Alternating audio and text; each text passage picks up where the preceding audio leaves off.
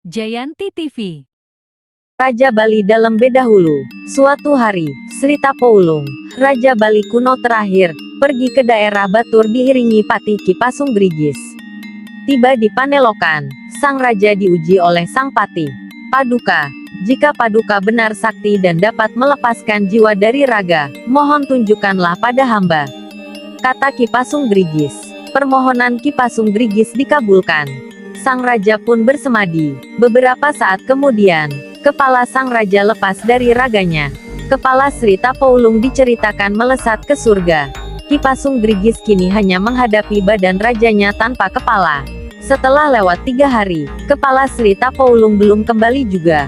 Ki Pasung Grigis mulai khawatir. Kebetulan saat itu ada seekor babi lewat.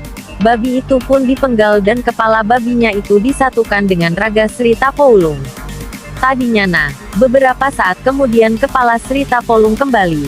Mengetahui kepalanya diganti dengan kepala babi, sang raja pun murka dan mengutuk orang-orang Bali Aga. Karena berkepala babi, sang raja kemudian dijuluki Bedahulu atau Beda Muka, Beda Kepala. Mitologi ini masih tertanam kuat di kalangan masyarakat Bali hingga kini. Mitos raja berkepala babi ini memang kerap diceritakan sebagai dongeng ataupun cerita dalam suatu pementasan drama tradisional. Penikmat teks kemudian menginterpretasikan cerita Raja Bedahulu ini secara lebih kritis. Cerita raja berkepala babi ini dipersepsikan sebagai simbolisasi dari sikap Raja Bali kuno terakhir itu yang tidak mau mengakui supremasi kekuasaan Majapahit.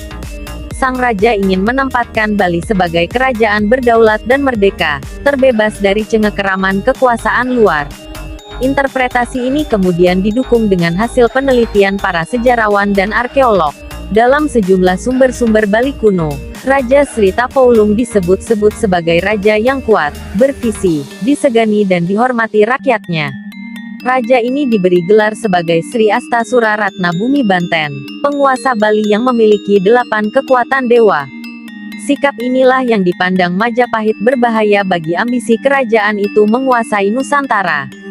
Karenanya, Bali kemudian dijadikan target utama untuk ditundukkan.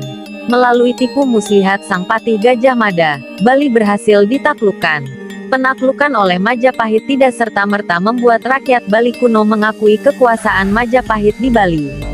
Malah sebaliknya, gelombang perlawanan tiada surut di Pulau Mungil ini.